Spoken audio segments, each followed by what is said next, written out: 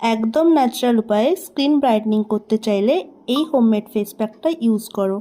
প্রথমে নিয়ে নিচ্ছিলাম একটু করে বেটে রাখা মসুর ডাল, তার সাথে মিশিয়ে দিচ্ছিলাম স্যান্ডেলউড পাউডার, যেটা খাদি ন্যাচারালের ছিল। তোমরা অন্য যে কোনো ব্র্যান্ডের ইউজ করতে পারো। আর সাথে নিয়েছিলাম 2 চামচ দুধ। দেন ভালো করে মিক্সড করে নিতে হবে। এই 3টে উপাদান দিলেই কমপ্লিট, আর বেশি কিছু লাগবে না। আমার পেস্টটা একটু ঠিক করতে হতো, তাই জন্য আমি আরেকটু স্যান্ডেলউড পাউডার দিয়েছিলাম। এবার অনেকে এর সাথে গোলাপ জল চাইলেও ইউজ করতে পারো, বাট আমি এই 3টে ইনগ্রিডিয়েন্টস ইউজ করি। এই প্যাকটা কিন্তু ঠিক হবে, একদম যদি পাতলা হয়ে যায় তাহলে স্কিনে থাকে না। পর এই প্যাকটা স্কিনে লাগিয়ে 10 থেকে 15 মিনিট আমরা ওয়েট করব। এই প্যাকে মসুর ডাল রয়েছে, যেটা আমাদের স্কিনকে ন্যাচারালভাবে এক্সফোলিয়েট করে। এক্সফোলিয়েটিং মানে আমাদের স্কিনের যে ওপরে ডেড স্কিন সেলসগুলো থাকে ওগুলোকে রিমুভ করে।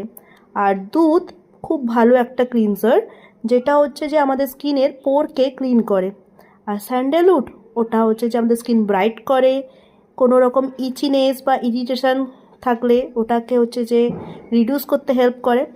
আর এই 3টে প্রোডাক্টেরই কোনো সাইড এফেক্ট নেই, কারণ এগুলো একদমই ন্যাচারাল প্রোডাক্ট। ফেস প্যাকটা ইউজ করার 5 মিনিট পরে যখন ফেস প্যাকটা অল্প করে শুকোচ্ছিল, তখন আমি হাতে একটু জল নিয়ে স্কিনে ভালো করে ম্যাসাজ করছিলাম, মানে স্ক্রাব করে নিচ্ছিলাম, যাতে এক্সফোলিয়েটটা আর একটু বেটার হয়। এরপরে শুকোতে দিয়েছিলাম 10-15 মিনিট। আর শুকোনোর পরে স্কিনটা এরকম দেখাতে লাগছিল, আমি হাও করতে পারছিলাম না। এই সময় কথা বলাটা একদমই উচিত নয়, তাহলে স্কিনের ইলাস্টিসিটিটা নষ্ট হয়।